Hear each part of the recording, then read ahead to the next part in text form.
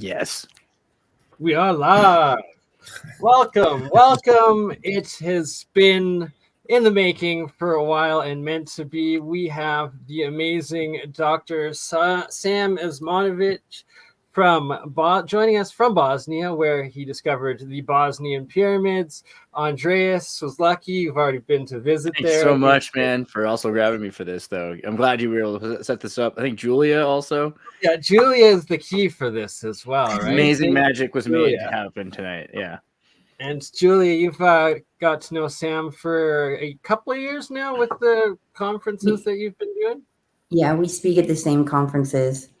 And I'm always like in the front row, like, you know, in awe. And he does the most amazing presentations. And if you guys ever want to go to Bosnia, like you can do a tour with him in June, and you can even go to the pyramid in Egypt in December. And I highly recommend that. Wow, that's amazing. And then Definitely Shem. on my bucket list. Sorry, there's one more person on the roster. Just want to make sure we introduce Shem. What's up, Shem? My goodness, and I had him covered. Sorry, Shem. Are you muted? You there? You're muted. You're muted. Appreciate you having me. Thank you.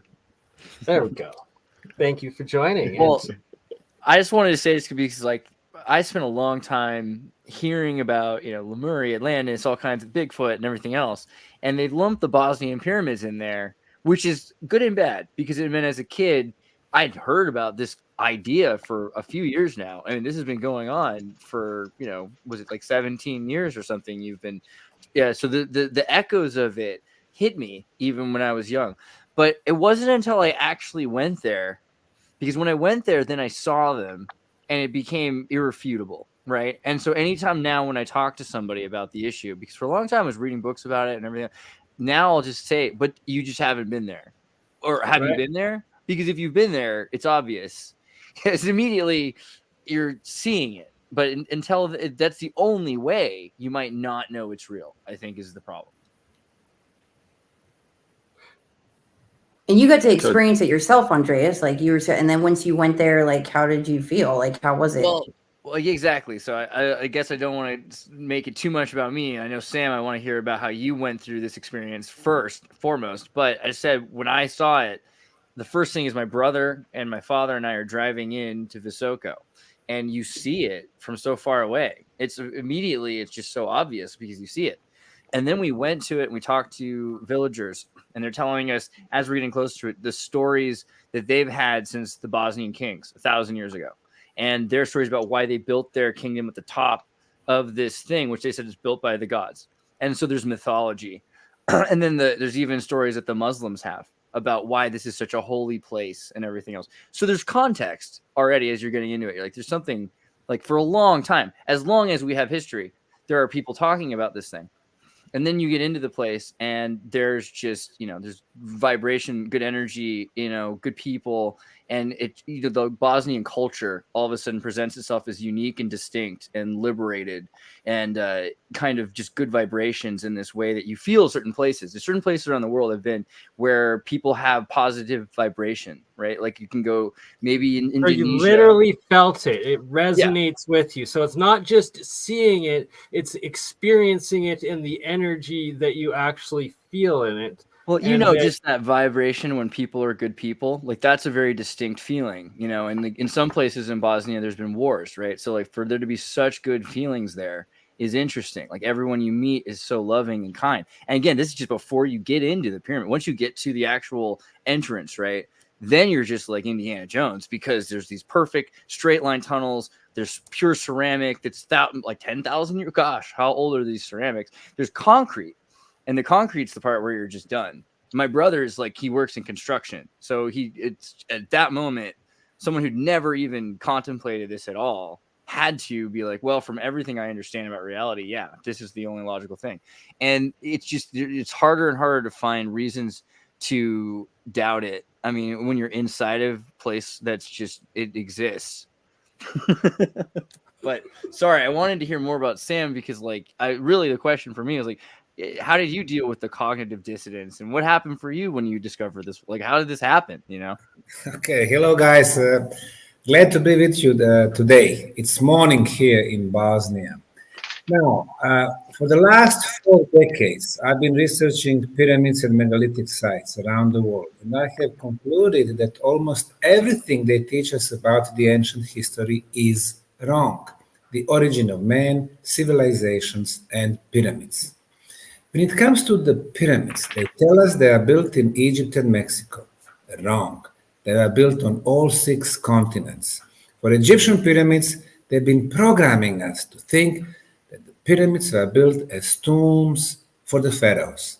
Well, guess what? There are 155 pyramids in Egypt.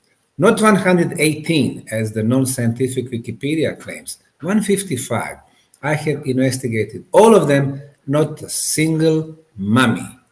The pharaohs were buried in the Valley of Kings, Luxor, Karnak, Thebes, Memphis, Abydos, Tandera, a long way from the pyramids. So in 21st century, we really need to answer the question, what was the true purpose of pyramids, when they were built, by who and how?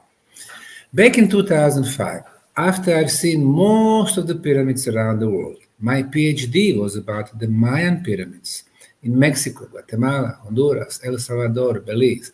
Then I've expanded research to Peru, Bolivia, China, Indonesia, Cambodia, Australia, Sudan, Canary Islands, Mauritius, Spain, Greece. These are all the countries with the pyramids. I came to my home country of Bosnia. At that time, I lived in Houston, Texas. And I saw this hill. Everybody called it a natural because it was covered by soil and vegetation. But I was looking at the geometry, 4 sides, 4 triangular faces, 4 corners, the same slope from bottom to the top. Obviously, 4-sided pyramid. I took compass, and compass showed me that those sides are perfectly aligned with the cardinal points, east, west, north, and south. And this is how the pyramids were built in China or Mexico. We think about Egypt and desert, but other countries, Guatemala, Mexico, China, Indonesia, we are in different climate belt, a lot of rain and a lot of greenery. So back in 2005, I started investigating as the individual. I got permission from the Ministry of Culture, everything we did, geological core drilling, archaeological trenches, lab analysis, anomalies, not natural. I wrote the book, published it, had a big press conference, and announced the news that the first pyramids in Europe have been discovered. In the last 18 years, it has become the most active archaeological site in the world. And this is the result that we produced. We discovered 6 pyramids, which we named the pyramids of the sun, moon, dragon, earth, love, and the 6th pyramid. We discovered 7 entrances to underground tunnels. We have the most extensive prehistorical network of tunnels, which runs for 60 miles. More than 2 miles are open for public. We have Tumulus complex. Tumulus is conical artificial hill. But this is archaeology. What's much more important is the purpose. So we've expanded the project to the interdisciplinary sciences. So we have, besides classical sciences like archaeology, Egyptology, archaeology, biology, paleontology, we have high-tech, geothermal, satellite analysis, georadar analysis. We have dating like radiocarbon, uranium, thorium, luminescence, and most importantly, we have experts in energy phenomena, physicists, electrical engineers, sound engineers, telecommunication engineers, even medical doctors. And we have concluded that the Bosnian pyramids are actually energy amplifiers. They amplify the natural sources of energy. Which ones? Below the Bosnian Pyramid of the Sun, we have huge iron ore. Iron generates electromagnetic field. The pyramid amplifies this field. How do we know? Because we have measured at the base and at the top. At the top, the signal is 50 times stronger. Under the pyramid, underground water flow, water moves, releases beneficial negative ions. The pyramid amplifies the concentration of negative ions, and we measured the highest concentrations in the world, 2 times bigger concentration than at the Niagara Falls. Then we have, yes. Sorry, question with this, just to specify for those that are unaware, because there's still like a artificially constructed like river, like running water that goes through the main pyramid that's still running today, and then there's also these like pristine, crystal clear long stretches and tunnels, kilometers I believe, of this primary water that you've also found in there. And are they like it's stacked in layers sort of thing, or like what sort of, how in depth has the LiDAR and the ground penetrating radar studies that you've done with it? Yes, okay. These are several questions. You are right about the water. Water was always extremely important for the ancients. In Egypt, River Nile. In China, Peru, Mexico, major rivers. In our case in Bosnia, 2 major rivers, River Fonica, River Bosna, a lot of underground water streams. The literal water Bosniak. moves kinetic energy.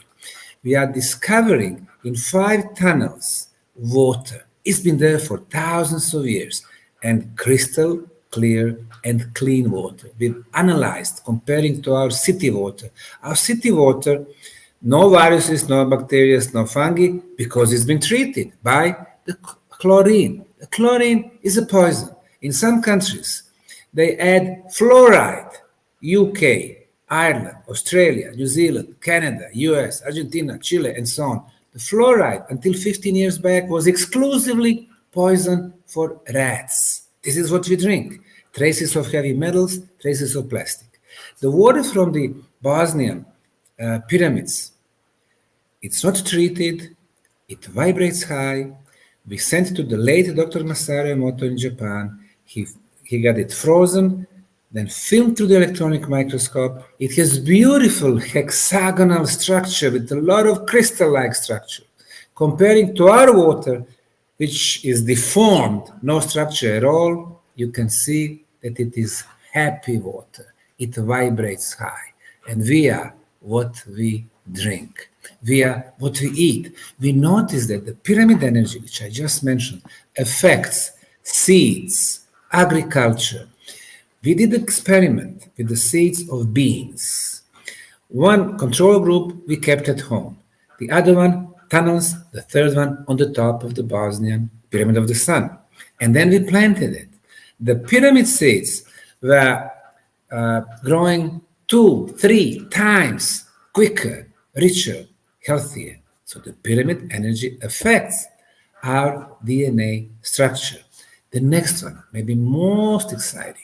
We had 5 teams from 5 different countries, from Croatia, Serbia, Finland, Italy, and Germany, who went to the top of the Bosnian pyramids at 5 different times with their own instruments, and they measured the presence of the energy beam, which is 28 kilohertz frequency, electrical in nature, 13 feet diameter, and as it goes up, it goes all the way to 70 feet, coming back to 1370, and the strength of the signal is getting stronger and stronger as it moves away from the pyramid.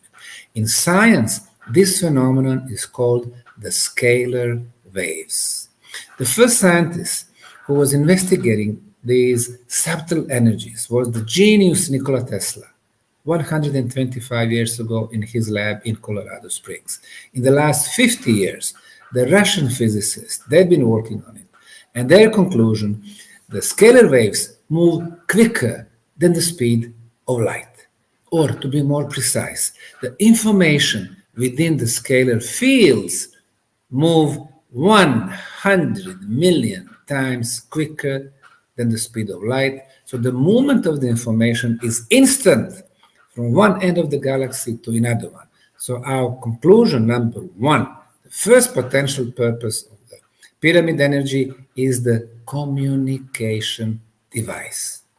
And this communication device has been running even today because we have measured it. I do measurements also on some other pyramids and concluded that Khafre, the second largest Egyptian pyramid, is also energetically active. The Kukulkan pyramid in Mexico, Chichen Itza, the Mayan pyramid, energetically active. The Moon pyramid in Teotihuacan, Mexico, also. So this is the knowledge they try to hide from us. They teach us pyramids were built for one dead body, king or pharaoh. It doesn't make sense. Why would somebody spend 6 million tons of blocks for the Great Pyramid of Egypt, for one dead body? Incorporate so much astronomical knowledge, mathematical knowledge, elements of sacred geometry, number pi, number phi, golden section spiral, and so on. Doesn't make sense. But once we realize that the pyramids are energy machines that can affect in very beneficial way the communication, the health protection, molecular structure of the water and the food, and immunity, and our bioenergy field, auric field, to bring back chakras in balance, then it does make sense. The pyramids were built to serve communities of living people and to last for thousands of years. Well, in your opinion, who built them? Now, in archaeology, we have 5 questions. The first one is who, when, how, why, what? What is this? We have pyramid complex. Who? Well, right now, we don't have a very precise answer on that. However, when we see that they were able to make the best quality concrete, which they used to cover the Bosnian Pyramid of the Sun. Why I'm saying best quality? Our concretes are in the range when it comes to hardness from 10 to 60 megapascals. 60 made in US, made in Germany. The concrete from the Bosnian pyramids, 155 megapascals. We, the civilization of 21st century, we cannot make such a good quality concrete. So they were very advanced. They knew how to get very specific frequencies, 28 kilohertz. Nikola Tesla, when he built the famous Warden Cliff Tower in the state of New York, 1900, he did a few experiments, and then he was writing in his diary, I found a way to send unlimited quantities of energies, thousands of horsepowers between 2 planets, regardless of their distance. And the frequency he was using was 28 kilohertz, exactly the same that we measure on the top of the Bosnian Pyramid of the Sun. So the builders, they knew how to get proper frequencies. The next question is how? How did they change the molecular structure of the material to make such a good quality concrete? How did they know about elements of sacred geometry? What are the elements? For example, equilateral triangle, the most powerful geometrical shape. Hexagon, consisting of 6 equilateral triangles. Number pi, 3.14, which is incorporated in Egyptian pyramids. Number phi, golden section or golden section spiral. We can see the tops of the Pyramid of the Sun and the Love and a couple of more pyramid hills. They are all sitting on the same line. When you have those elements, you got the movements of the energy. It has always been about the energy. And finally, the last question, why I started answering that question, communication, health protection, water, food, immunity, and so on. Why I keep saying health protection? We have noticed that when people go to the Bosnian pyramid tunnels, they feel good, they feel light. Deeper they go, they breathe better and better. Since there is only one entrance, which is at the same time exit, it's not logical. You would expect as you go deeper, lack of oxygen. It's not the case. People who have respiratory problems, asthma, for example, they breathe so well that after a couple of times in the tunnels, they don't need air pump, inhalers no more. People who have high blood pressure, it gets normalized. People with a high glucose in the blood, high sugar in the blood, it drops. People with the pains are gone. People with the very serious diseases, tumors, cancers, and so on. After 10 days in the tunnels, 1 hour in the morning, 1 hour in the evening, and for days like that, they can see revolutionary progress of their health. And even though we always say, hey, we are not in the healing business, we don't give the medical guarantees. However, we measure, and this is what we measured, we scientifically proved. There is a combination of 10 elements, and very quickly, the first 5, absence of all harmful radiations. Right now, we are in our homes, our studios, we are exposed to the cosmic radiations. If we accept the fact that we are planet, not the flat Earth. So, harmful radiations. In the tunnels, under the ground, no harmful radiations, no natural radioactivity, no geopathogenic radiations, no signal for the cell phone, no signal for the Wi-Fi. For the first time in our life, we enter the tunnels, no bad energy. Our body cells don't have enemies. They can start doing their job. What is their job? To fix the problems in our body, to start the regeneration process. And we measure 5 more energy phenomena. The best frequency of electromagnetic field, 28 kilohertz. That's the frequency of our planet. She is our mother. She can give us only good frequencies. Unlike us, we make up frequencies and the voltages. For example, in the US, 110 volts and 60 hertz. You touch the loose wire, it kills you. That's our technology. Number 7, the best frequency of the ultrasound, 28 kilohertz. It's all measurable, as you can see. This is the frequency of the levitation. We feel light. Number 8, 7.83 hertz. This is called original Schumann resonance. This is the resonance of our planet. When we think, if anybody do that anymore, we create brain waves at 7.83 hertz. As long as we have the same frequency like our mother, we are in balance. However, due to our bad technology, computers, laptops, cell phones, microwaves, satellite dishes, in big cities, they are so contaminated with this energy that the frequency changes. In Sarajevo, capital city of Bosnia, 12 hertz. In Munich, Germany, 15 hertz. In New York, 18 hertz. What happens? Different frequencies, disbalance, it creates stress. You need to go to the big city. Oh my gosh, the atmosphere is not so good. The frequency, the stress, this and that. You go to the village, you breathe, you love it. So in Bosnian pyramid tunnels, it's 7.83. It brings you back to the balance. And I mentioned negative ions. Negative ions clear the atmosphere from dust, from pollen, from smog, from microbes, viruses, bacteria, fungi. You go inside, they clean your body from outside and from inside. Did I say viruses? Of course I did. If coronavirus was a virus from corona, you know, in our homes right now, we have 20, 30, or 50 negative ions per cubic centimeter. You go outside, a little bit fresher, 100. You go to the top of the mountains, pine trees, 1,000. You go to Bosnian pyramid tunnels, and you heard that, between 20 to 50,000 negative ions. And during the winter, with less people, 220,000. Niagara Falls, 100,000. So, when you combine all these elements, the Bosnian pyramid tunnels are the safest and the healthiest place on the planet, and that's why we have this healing effect. And if we get lucky, even rejuvenation. How often are you able to go inside of them? Well, you know, 15 years back, I came back to Bosnia from Houston. I moved to Sarajevo first. A couple of years back, when I sold my business in Houston, I built my house here. Applying elements of sacred geometry, it's just 100 meters, 330 feet from the tunnels. So how often? I go 3-4 times a week. Plus my employees, they work in the tunnels, Ravne 1, Ravne 2, 3, 4, 5, 6, 7. So I go to different tunnels, I go to the pyramids, so I combine those energies. And when it comes to the drink, I drink only the pyramid water, and I drink, since I have the fruit trees here, which I never spray with pesticides and so on. They are organic, 40 years old. This is the only drink I have.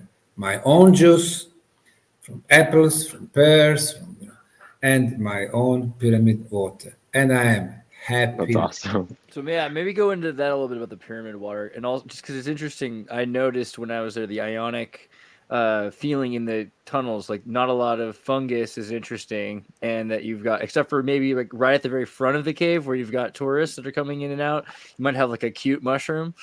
Like, but then once you get into it, it's like you'd think Leave deeper your in. fungi at the door. Yeah, once you get in, it's like super clean, it's sterile, and the air is so clean, and you're just wondering like how is this working, that it's ionizing the particles and pulling them down so that they're like, what's going on with that?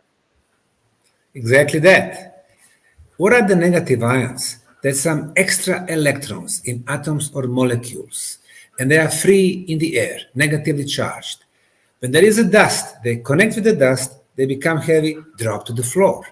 They connect with the smog, drop to the floor. So they clean the atmosphere from everything. Wow. That's why you can breathe so well. That's why the people with asthma, they start breathing really deep and really well.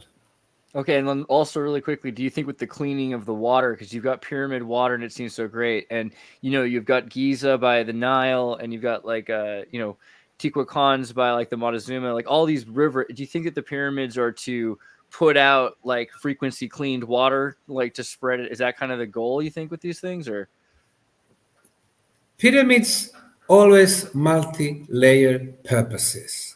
Water, extremely important. Energy beams, extremely important. Health protection, extremely important. Food, agriculture, immunity. And when it comes to immunity, the last 3-4 years, they were telling us the vaccine is the key word. It's not. Being vaccinated or non-vaccinated, everybody's going to get the viruses and they're going to get sick. And then the question is of our immunity. You go to the tunnels, your immunity rises up. So as you can see, really the pyramid energy affects the major functions in our life. And that's the reason why they wanted to hide for us. The pyramid energy is clean, unlimited. And once you build the pyramid complex, it is free. They work forever. And the running water is important because the whole process with this kinetic energy starts. We have water under the pyramid tunnels moving towards the pyramid. You have the energies in the tunnels moving towards the pyramid, most probably feeding the pyramid with the energy. It's active energy machines. But you have noticed also the tunnels, what we do there. There are two civilizations. First, who built this network, and the second one, who closed all the tunnels. They fill the tunnels with the filler material. So what we do, we are removing the filler material. The more tunnels we open, energy is getting stronger and stronger. The concentration of negative ions, higher and higher. The strength of the signals within ultrasound and electromagnetism, stronger and stronger. So imagine once we clear all the tunnels, all the way to the pyramids, what kind of very strong energy we'll be able to see that beam. Everybody will see the beam when you have it fully. And you know what? You are probably right. This is what I call spirituality. Not spirituality in a sense, religious or faith. That's separate. For me, spirituality is development of spiritual senses. So we can create a picture beyond the physical reality. The physical reality is based on our 5 physical senses. We can see, we can hear, we can taste, we can smell, and we can touch. But our physical senses are so limited. For example, what we can hear is a sound. Sound is from 20 hertz to 20 kilohertz. Above 20 kilohertz is called ultrasound. Below 20 hertz is called infrasound. We cannot hear, but we can measure. We do have a spiritual sense, which is counterpart. So we actually can hear even more. We don't develop it. What we see is less than 1% of the world around us. We see what's visible. We see basically within the frequency of those 7 colors. Which 7 colors? If you have a prism, the light's coming through a prism, then we can see those 7 colors. It starts with the red, orange, yellow, green, blue, indigo, and violet. Of course, those 7 colors have been kidnapped by the LGBTIQ today. But scientifically speaking, this is what we see. And this is 0.3% of the visible spectrum. Less than 1%. This is what we see. Our cats, they can see at least 2 or 3%. My cat is usually fixing, its eyesight above my head. I look at her, I see nothing. And then, my cat moves, with the eyes like somebody following some movement. I see nothing. What is he seeing? He's probably seeing some ghosts or some orbs or some extraterrestrials. He sees something. There's a lot of these. We don't see that. There's a lot of these revelation, like these like spiritual beliefs around like pyramids and people seeing something amazing in a pyramid. I mean, do you think other pyramids, like you're saying, this one's functioning still? What about Mexico and Giza? Are they broken? Can we fix them by unfilling the tunnels the same way? What's the deal? When I take my groups to Egypt, one of my favorite places is the Red Pyramid in Dakhshur, because you can enter there and usually there are no tourists. You go there, you take your digital camera or your cell phone, you are filming. All of a sudden, you can see not tens, not hundreds, but thousands of orbs. Orbs are light beings.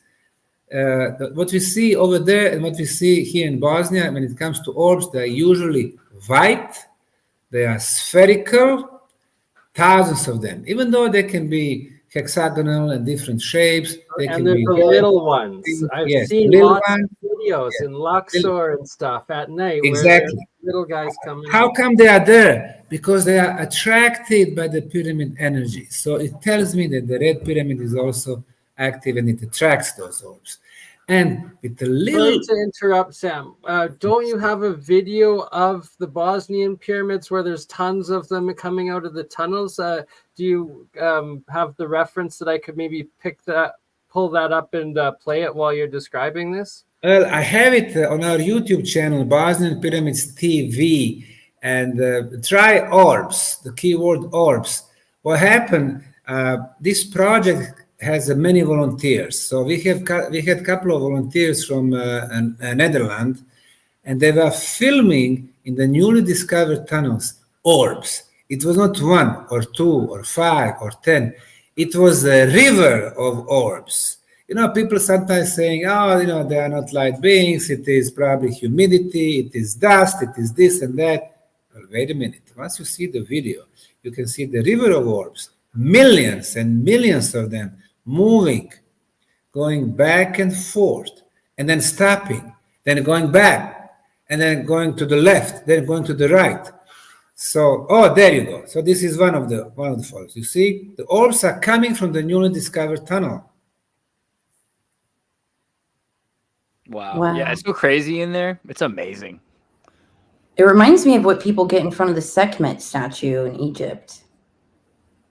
And so you also keep in mind like a lot of the sediment and everything, because like this is all unburied. This was. You see how they change direction? Yeah. Oh yeah, like they go into little flows and stuff. Yes. And there's like river rocks on the They're walls. circling. They're circling. And they're going up. Yes. So I was talking about those spiritual senses. So the first 5 spiritual senses, and we have 30 of them. The first 5 are the counterparts to our physical senses. But also we have ability, which we don't use, to exchange thoughts. Telepathy is the spiritual sense. Telekinesis, the power of moving the objects with the power of our mind, is a spiritual sense. Even teleportation, moving back in time or in the future through space and time, it's a spiritual sense. And we have noticed that once in the tunnels, with the time, you can develop some of your spiritual senses. You can start feeling the energy. You can start seeing the energy like around your body, our auric field. With the time, we could even develop ability to see the colors of the energy, the colors of our chakra, the colors. The aura. So these are the spiritual senses, and it seems that pyramids, when they were really active and strong, they would enable people, or at least those beings who build them, to develop, such type of senses. So I would say the pyramid energy was so beneficial and so powerful. They were field schools. So imagine that we apply the pyramid energy in our life today. Our friends from India, late Dr. Brahmarshi Patriji, he built 400 pyramids, modern pyramids, in central and southern India, from the Bangalore all the way to the Indian Ocean. In Russia, our friends Valery Uvarov has been building pyramids in Moscow, St. Petersburg, and then in Siberia, in Tomsk. I was the first foreigner to visit this complex in Tomsk. 33 pyramids. They built it there. They affected the climate. In Siberia, it has always been cold. And now they started, growing apples and other fruit trees, which was never, possible before. It's becoming the mild climate. So the pyramid energy is one of the ways out from what we have now. And this is, we call it energy crisis, but it's not about the crisis, whether you have enough or not. It's about the source of the energy, coal, oil, gas, nuclear. It contaminates, it's limited, it's very expensive, and it is in the hands of very few elites who then, through media, corporate world, politics, try to control our lives.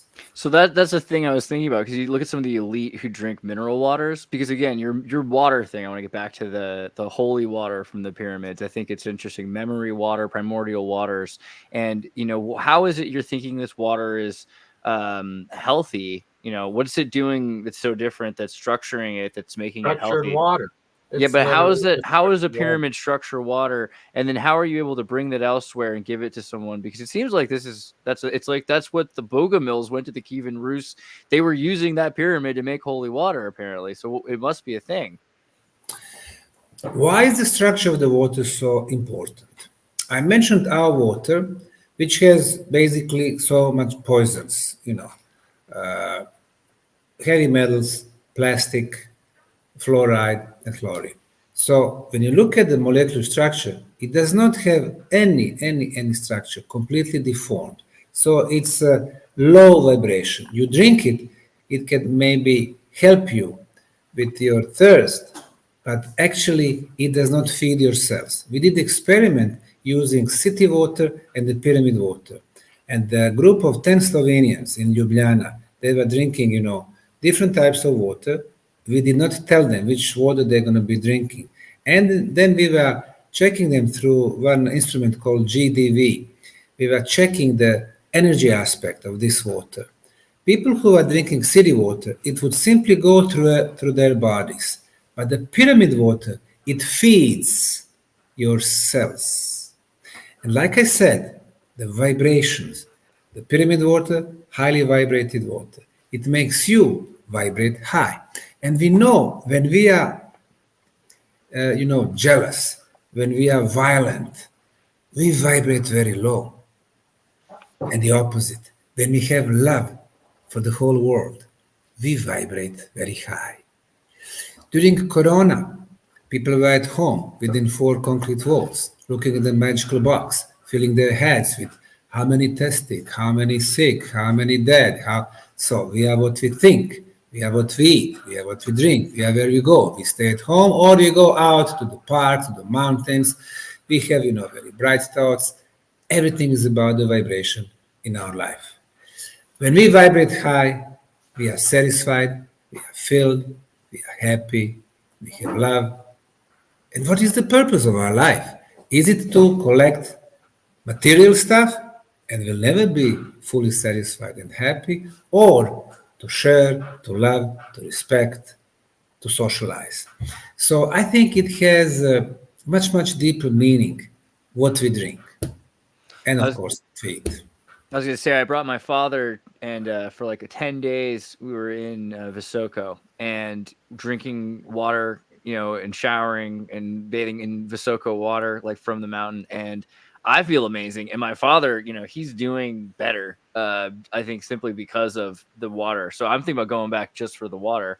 I also have one other question, which is like, if you go to Visoko, if you guys go to Bosnia and you go around there, you'll see there's a lot of crazy, awesome, mystical, magical stuff. There's the whirling dervish. There's there's Madragora where the kids saw the angel Mary. There's a lot of apparitions and magical things.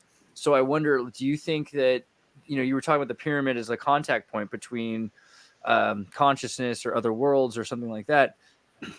What do you believe about that? I mean, in that place in general, having so much of those kinds of visitations. I mentioned energy beam. We were thinking, where does this beam go? Is it directed to some particular star system? Well, this is what we measured. In the morning, the energy beam is moved a little bit to the east, and the sun rises on the east. Imagine driving up to that and not knowing it was a pyramid. You know what I mean? Yes. At the noontime, it's moved to the south. And exactly at the noontime, our sun is located south. In the afternoon, southwest. In the evening, west. It means that the energy beam follows the path of our sun. Does it mean that our planet is communicating with the sun? It's possible. Using the sun as the cosmic gate and then communicate with other star systems, it is possible. And with other galaxies, it's also possible. But then the pyramids do emit the energy, but at the same time, the pyramids are antennas. They receive the energy. So we have two-way information flow, the communication. So if our planet is point A, it has to be point B and point C and point D. So we are coming to something that I named the cosmic internet. Obviously, it was not done by the primitive Paleolithic people. It was done by more advanced civilization. It's interesting looking at the laser internet systems that Google's building. They're like, let's just see if we can send data in light directly, unilaterally towards some other transceiver. But not light, though. It's scalar technology, scalar energy, like Sam was stating, and that's exponentially faster than light travel. It's quantum. It essentially quantum entangled. Yeah. The scalar energy is going through the space without losing any energy. When we send something due to the resistance, it loses the energy. Scalar does not. And secondly, when scalar energy goes through the cosmic bodies, it does not lose the energy also. That's why it is so important for the cosmic communication. And like I said, the speed is so big. It's almost like the speed of our thoughts. When you send the light around our planet, theoretically, in 1 second, it would make 7.5 circles. So this speed of light for our planet is plenty. It's more than enough. But when you send it to the sun, it takes 8 minutes. When you send it to the northern star, bright northern star, it takes 700 years for the light to travel to northern star. When you send it to the center of the galaxy Milky Way, 30,000 years. And when you send it to the center of the universe, where the old guy in the white robe and the white beard is sitting, being very busy creating galaxies and different forms of life, it takes 5 billion years. I remember a few decades ago while I was in school, they were telling us, the light we see from the deep in the universe, that's the light from 5 billion years ago. 5 billion years. So if you send information so deep in the universe, I mean, who's going to wait for 5 billion years to send info, another 5 to receive, respond back? So from the cosmic perspective, the speed of light is very, very, very slow. And it seems that the scalar energy is so much quicker. And it is usable for such a vast distances.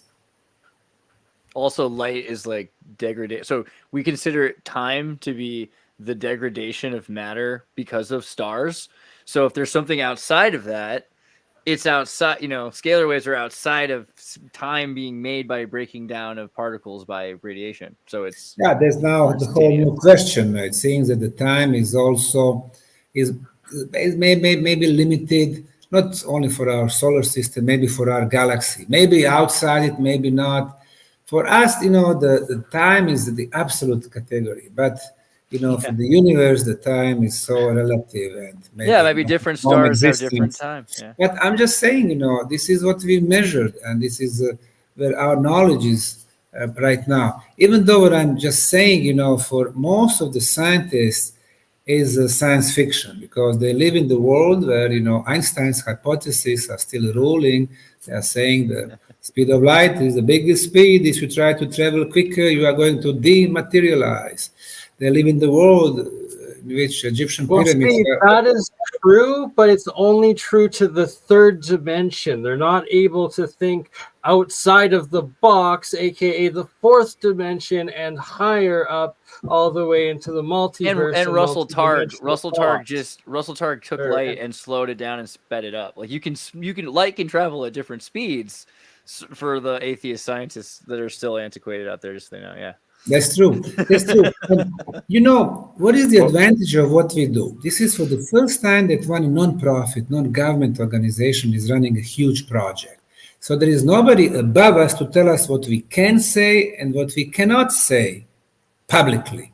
When it comes to the days, to the purpose of the energy and so on, we can say and we can share that with the world. That's why they consider us a threat. Wikipedia, National Geographic, and Encyclopedia Britannica and Smithsonian and Egyptologists like Dr. Zahi Hawass and the others. But for us, it is irrelevant.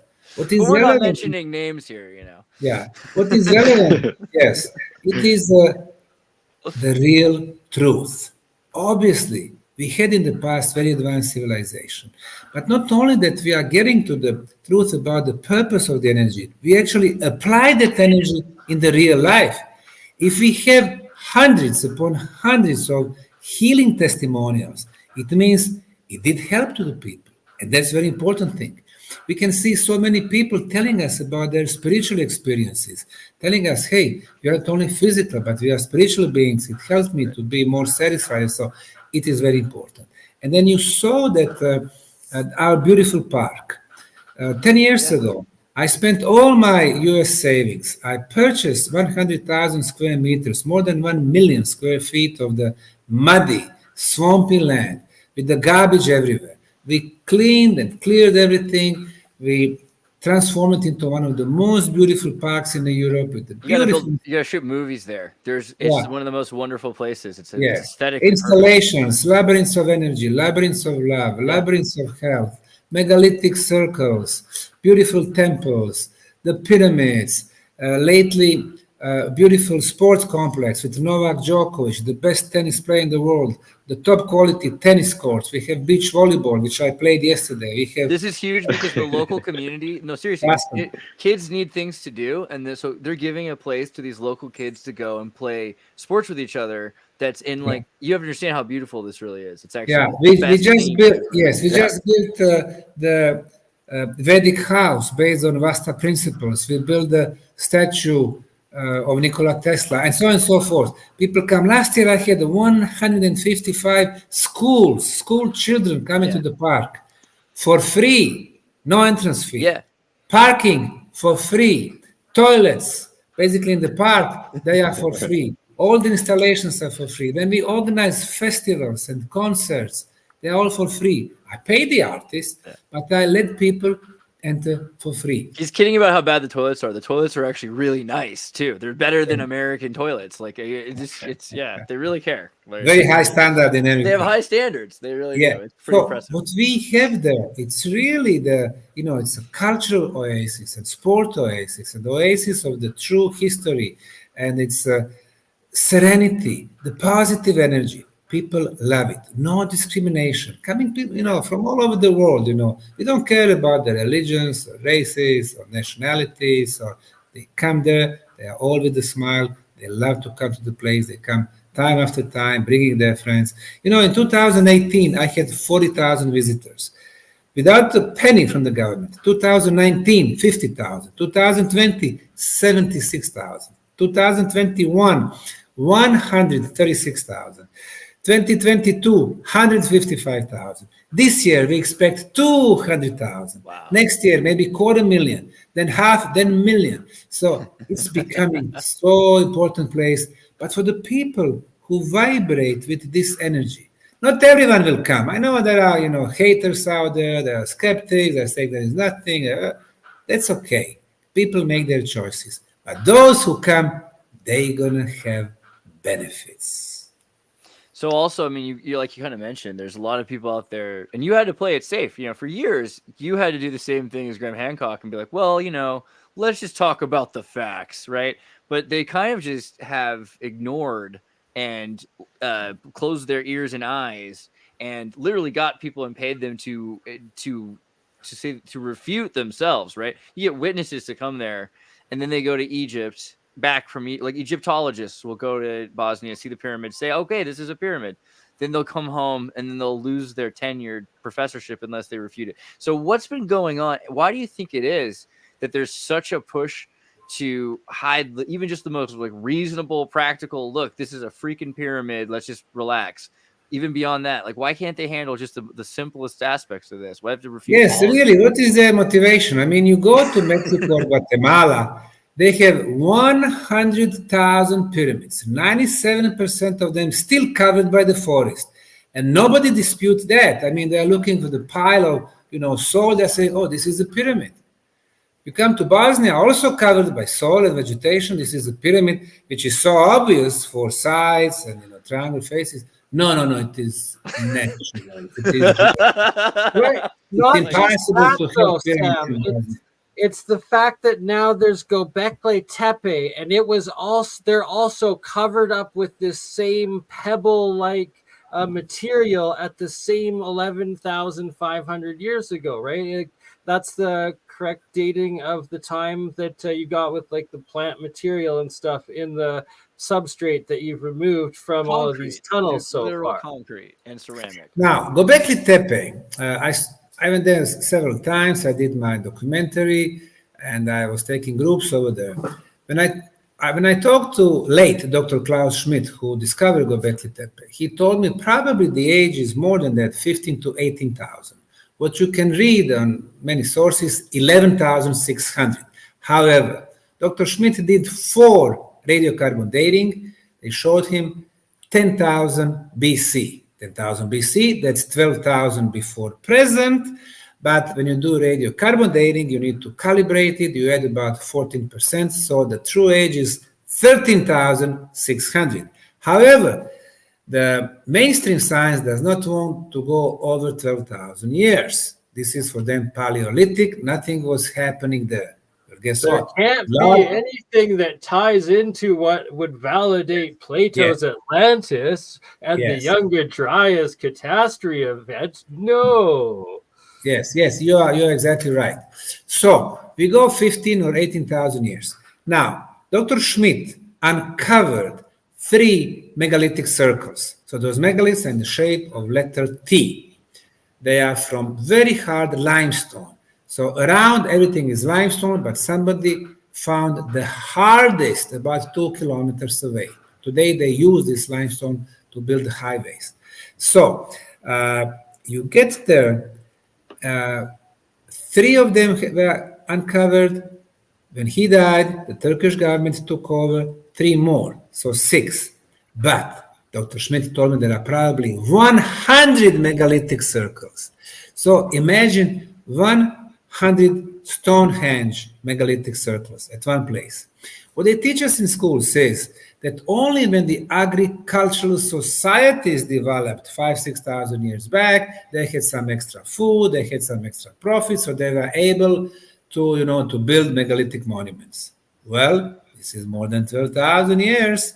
No agricultural societies, just nomadic tribes, according to the mainstream science.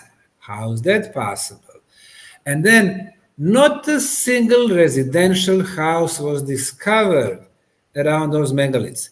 You would expect to have cities of 100, 200,000 people who can support the work of 20,000 workers. The laborers, the farms, the it's food. not there. Something odd is happening there. Now, I was the only scientist who actually did energy measurements at the site. I measure electromagnetic field, electrical field, ultrasound, level of orgone energy, and so on. What is orgone? Orgone or life or prana or chi energy. There is a special instrument to measure it. It's called experimental life energy meter. I found out that the values for orgone energies were extremely high. Now, to give you an idea. A specific wavelength for me quickly that I can pass on to some of my science guys, if you don't mind.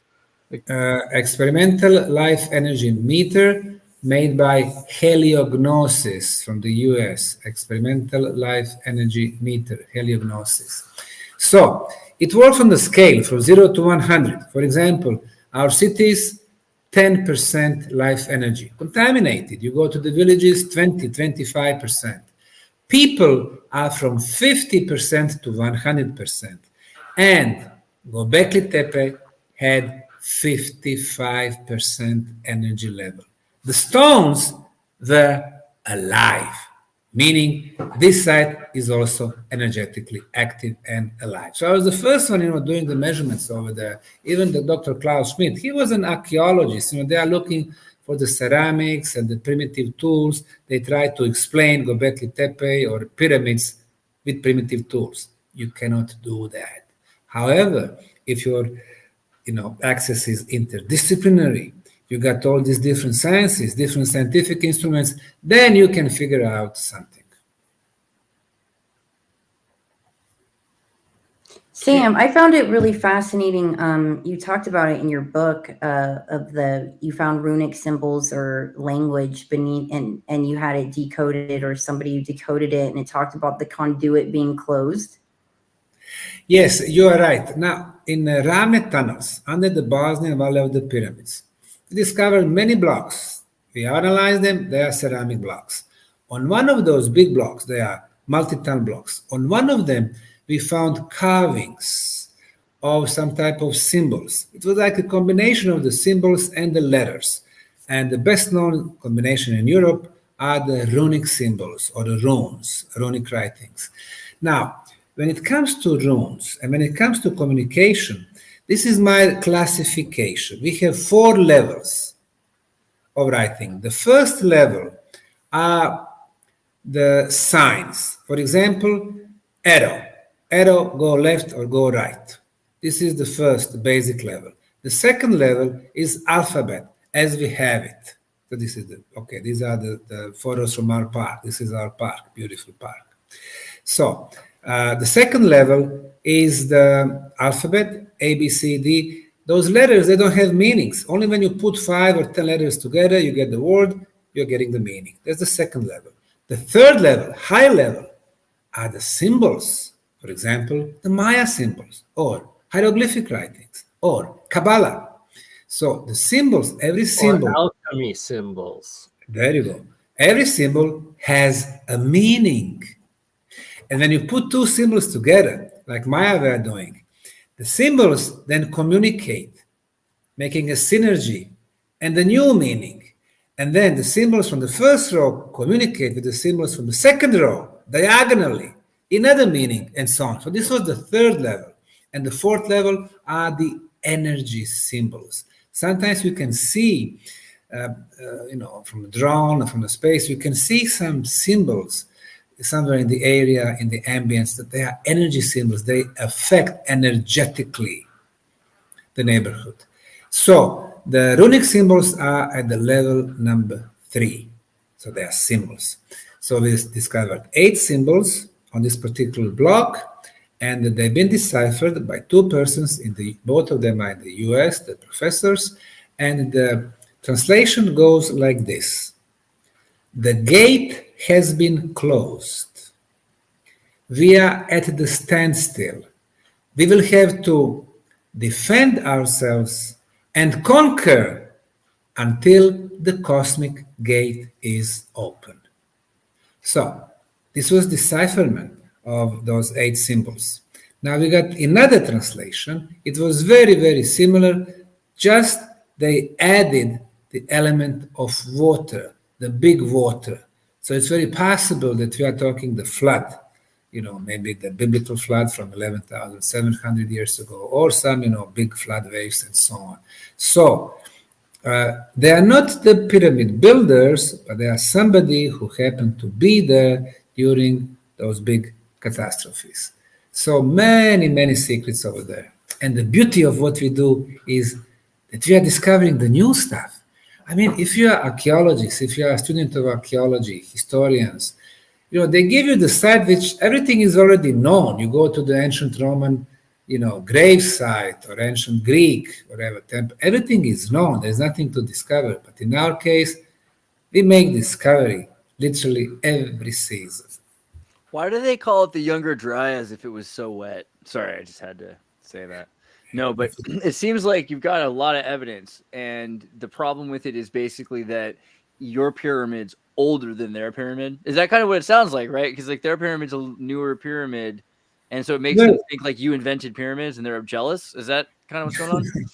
Well, I would say probably the combination of the factors. But number one, the Bosnian Pyramid of the Sun is the largest on the planet. We were using a LiDAR technology. That's a new technology where you fly over the place, you have a laser type instrument, you shoot the rays, and the rays go in between the leaves and the branches, they hit the ground, and you can get exact shape of the ground with the forms and so on. So basically you can eliminate the greenery. You can eliminate the existing buildings. So once we got the results, the height of the Bosnian Pyramid of the Sun is 368 meters. The Great Pyramid of Egypt, 146.6, so 2.5 times higher than Egyptian pyramid. So, and size isn't everything, but it the biggest pyramid is Bosnia. But it makes sense also that like micro-sizing comes later, right? Like a bigger thing is older. Yes, but it's a combination. The most precise orientation to the north. Egyptian pyramid, like Great Pyramid, has an error from perfect north to 0 degrees and 3 minutes. Bosnian pyramids, 0 degrees, 0 minutes and 12 seconds. Number 3, the best quality concrete. Number 4, the most extensive underground tunnel network. But number 5, what is the most important is the age. We've done 28 radiocarbon dating, uranium thorium analysis, and luminescence analysis. These are all available today in the scientific world. For example, we discovered fossilized leaves between 2 layers of concrete. So imagine the pyramid, that picture that you were showing, the green pyramid. And okay, here are our volunteers. You have 4 feet of soil. You see upper left is soil. You remove the soil, you find the construction. You find the concrete. So between the top layer and the layer below, we discovered fossilized leaves. Now, those leaves are organic material. How did they get there? They got there during the construction phase. We did the dating, and the age is 29,200 years plus minus 400 years. This is radiocarbon dating. Now, in order to get calibrated date, we add 14%. So you see, okay, this is the final concrete block. Okay, look at that. That's natural, guys. That's natural. So how you feel now? Yeah, rectangular block. Rectangular block, which is shaped on All 6 natural. sides. 6 sides, 6 times 90 degrees, and so on. So Disneyland is natural. Someday someone's going to be at Mount Rushmore and be like, God made this, So we go back for 33,600 years. So this is the answer to your question. According to the mainstream archaeology and history, we are no older than 6,000 years when it comes to the advanced societies. And now because of Bosnia, we go back 33,000 years. And that's not really the end of the story. What I know, traveling the world, the Machu Picchu, 54,000, and so on. So we have civilization in the distant past. So Who the were Machu they? Picchu, you're saying that it's been rebuilt since a 54,000-year-old pyramid that was the original pyramid there. You go to Machu Picchu, they tell you the stories. Oh, it was discovered 1910, when this guy from US came and, he gave his silver dollar. I mean, this is irrelevant. You look at the place, you can see 4 distinctive civilizations, 4 distinctive construction styles. And the first one was the most advanced because they were using blocks of 250 tons, the first layer. And physical chemical analysis are telling us that those blocks are not from the area, not from Machu Picchu. Machu Picchu, by the way, means old mountain. It is from Bolivia, 160 miles away. So somebody brought 250-ton block from Bolivia. Hold on, though, Sam. I got to interrupt on that. I'm not sure if you're aware of Dr. Bob Greenyer's work on the geopolymer, and that most likely these blocks are all geopolymer, and that when a site like where the Machu Picchu for the blocks from Bolivia, it's that they would have ground the material down. That's why you see like these scoops, they were grinding it into powder that then they, take in bags like cement, which it's just a more advanced cement. And then they have the lime reaction, which is a chemical reaction, which then actually bonds into crystal, atomically structured, as opposed to just a sedimentary form of our weak concrete, this exponentially stronger geopolymer fix. That's why they're lasting tens and of they have thousands. that's what they have there. They have geopolymer in Bosnia. Now, the first scientist who was actually established the science of geopolymerization is Dr. Joseph Davidovich from France. And he was the first one to come forward with the idea that Egyptian pyramids were used with the geopolymer blocks. All the Egyptologists attacked him, but then when he established his Institute for Geopolymers near Paris, he experimentally proved that using the same elements like Egyptian blocks, that he got the same blocks and that he could build a small pyramid there with those blocks. He also came with the idea that some of the blocks from the pre-Inca civilizations were also due to the geopolymerization process. But then he was saying that they used chemicals to melt the natural stone, to add the additives. Once it gets hard, you got very hard blocks. It was much easier to manipulate with them and then to place them one next to each other without any empty hollow space between them. And that's the reason why they look so perfectly. I'm not disregarding that. I'm just saying that the physical chemical analysis of those blocks at Machu Picchu are showing that the same type material closest is in Bolivia. And they are 250 tons. The second civilization were using blocks which were tens of tons in weight. The first one, when they were making those blocks or shaping them or making them, they are polygonal, meaning they have more than 4 sides, more than 4 corners, 6, 8, even more. The most corners are at the Cusco, in those walls over there, 26 different sides, 26 corners. Imagine, it's like a very complicated puzzle. How do you put not only first row, but third and fourth row with so many corners? How do you put it together? Today, we would be probably using 5 or 10 cranes to try to kind of, put them together. Or if they were made during the geopolymerization process, it would be much easier. You pour them and you have pieces of wood or something in between. Then you remove the wood or you remove some type of very thin material. And then you are getting such a perfect connection. Molds, right? Exactly. And that's why they're earthquake proof. and this polygonal cement. That's why Exactly. none of Yes. them are Yes. parallel or the same. Everyone is different, and exactly for that purpose. Very important feature that you just mentioned, earthquake proof. When the Spaniards came in the 16th century, they basically demolished, they destroyed most of the pre-Incan structures, and they were building their palaces and churches and cathedrals. When there was a catastrophic earthquake in 1950s in Peru, it destroyed all the European construction, exposing pre-Inca structures over there, and they were intact. When you build structure with different size blocks, you don't have two blocks the same size. Sometimes very small, in between 5 or 6 much bigger ones. You are right. During the earthquake, it does not collapse, but it locked better together. So we can see all kind of miracles over there. And I was talking about the Machu Picchu, the second civilization, tens of tons. The third one, they were using uniform blocks between 500 kilos and 2 tons.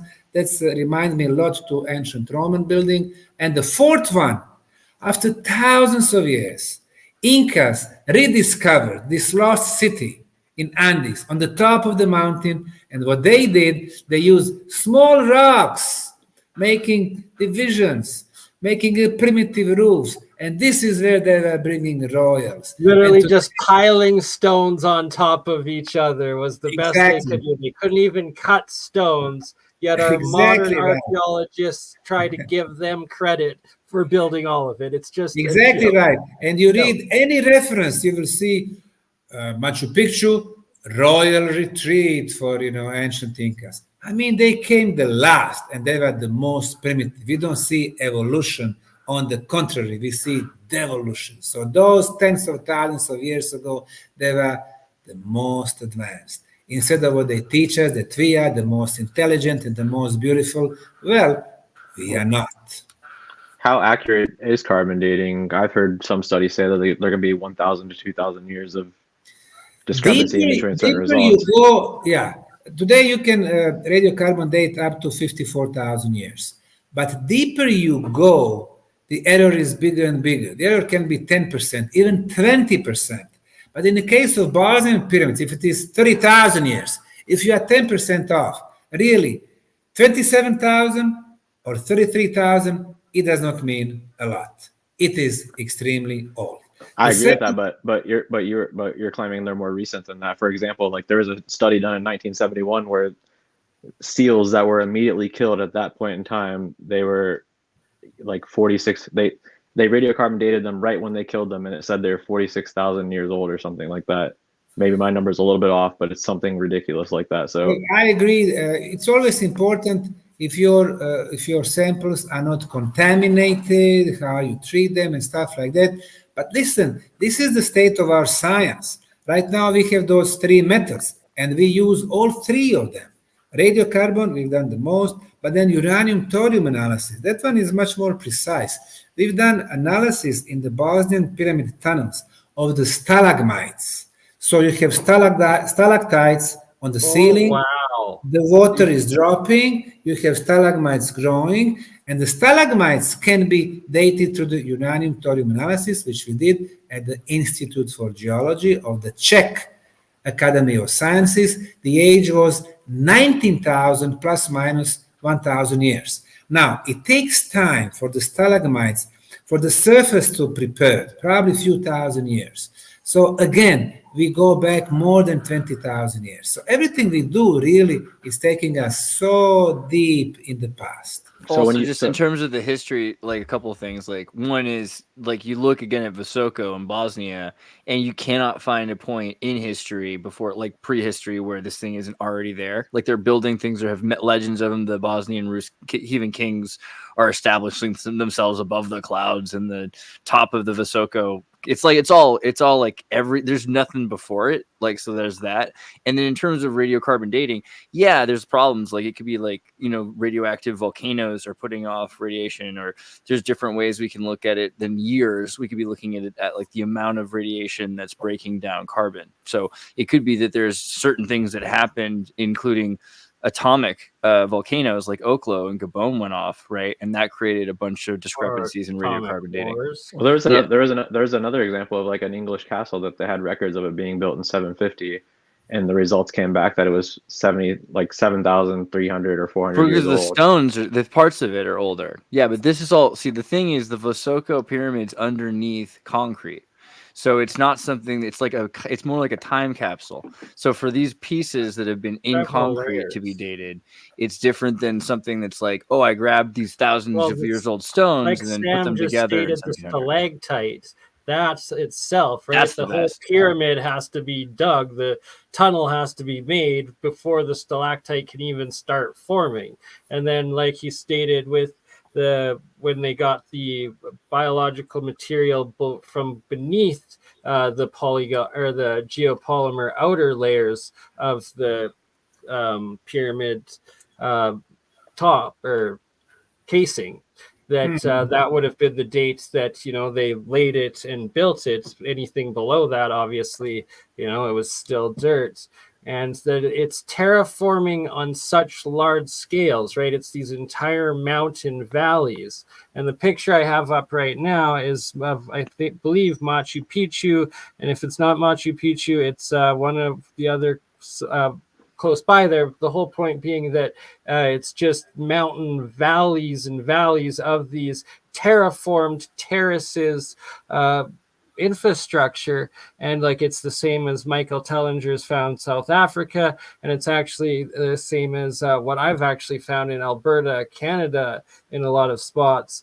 But Sam, you were talking about the different ages. So the terracing here that we see on the sides of Machu Picchu and throughout what they claim is Inca, what generation would you say this is? And also, do you think that underneath part of the Bosnian pyramid terrace that's been buried, or was it like that at some point? Okay.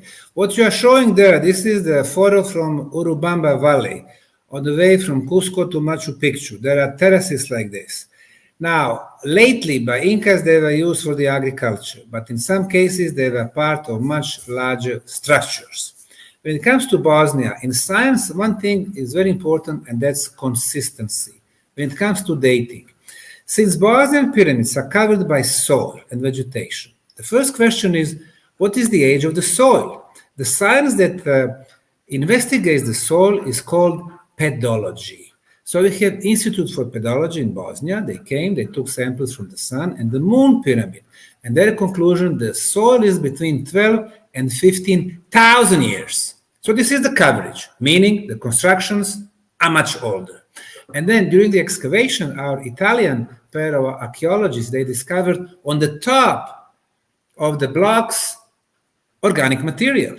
So it's going to give us the minimum age of the structure. They analyze it, 24,800 years plus minus 200 years. So we go back for 25,000 years, and that's the minimum age.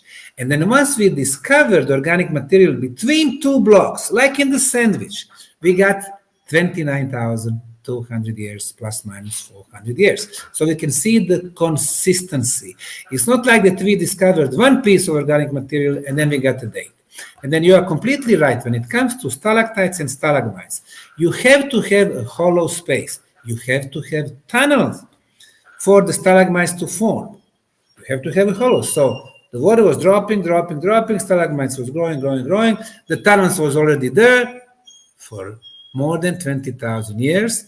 It's the age of the stalagmites. So the tunnel is obviously much older. So right now we have 28 datings so far. We also dated stalagmites not only with uranium-thorium, but also with radiocarbon date. In other stalagmites, it was 26,200 years. So you see how everything is basically in that era of close to 30,000 years.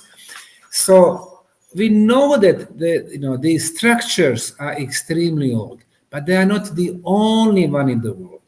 It's a shame that when the mainstream archaeologists are working on some projects, let's say the Maya civilization, we had this woman from New York, she was professor at the university, and they were doing research in Belize. They discovered organic material. They discovered artificially made seeds. Somebody was playing with the seeds in the agriculture. She got more than 5,000 years, and she published that without asking her project manager or dean at the faculty, and they fired her because she was going more than 2,000 years deeper in the past than what they accepted officially. Like I said, we have so many interesting sites around the world, and they are much deeper in the past than what they teach us, and it's a shame they don't share that with the public. They want to keep us limited to 5,000-6,000 years, saying, "Oh, we are still at the infant phase. We are babies, and we need, someone who's going to lead us, elites, and so on." No. I don't necessarily think they say that though. But go ahead, Zeros.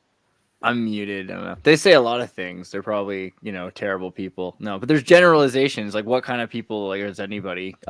My question is more like, if you think about 30,000 years ago, from what we're saying 30,000 years ago was like, kind of, we know that there were more hominids. There are different kinds of humans wandering around. There's Neanderthal, and Devonians, yeah, so the Denisovans. So it makes you kind of, on Heidelbergensis, it makes you kind of wonder, like,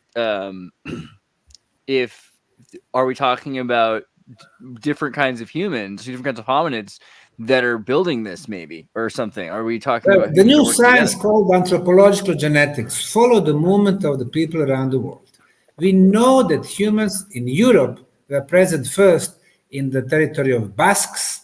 Basques are Spain and the southern France for 55,000 years, and the second oldest oasis in Europe are the Balkan region, and Bosnia is in the central Balkan for 38,000 years. So if the pyramids in Bosnia were built 33,000 years, there is a possibility that it was built by humans, but not by the primitive Paleolithic man. He did not have means, transportation methods, or tools, or the ideas or designs to do that. Now, when we think, is it possible that at one time, in a short period of time, people were having access to very advanced information?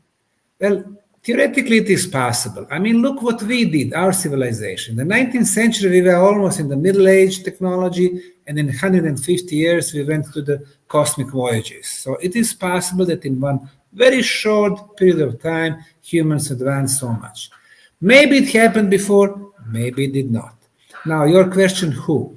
Now, is it possible that some very powerful, intelligent forces for some other dimensions around us were able to materialize stuff to build the pyramids? I would say it is possible.